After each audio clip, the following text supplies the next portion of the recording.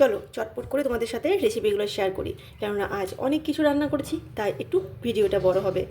প্রথমে নিয়ে নিয়েছি বাটি চাপা ভাত, যেটাতে অবশ্যই প্রয়োজন। সাথে থাকছে একটা উচ্ছে সেদ্ধ, এটা আমি থালাতেই লবণ আর একটু তেল দিয়ে মাখিয়ে নেব। সাথে নিয়েছি আমার খুব পছন্দের লাউ পাতা বাটা। এই পাতা বাটা দিয়েই আমার সমস্ত ভাত খাওয়া হয়ে যায়। দুটো আলুর বড়া, আজ ছোট্ট ছোট্ট করে আলু ভেজেছিলাম। এই আলু ভাজাটা ডালের সাথে খেতে খুব ভালো লাগে, মুগ ডালের সাথে বিশেষ করে। বেশ ঝরঝরে হয়েছে আলু ভাজাটা। আজ বানিয়েছিলাম মুগের ডাল, শুধুমাত্র গোটা গরম মশলা ফোড়ন দিয়ে।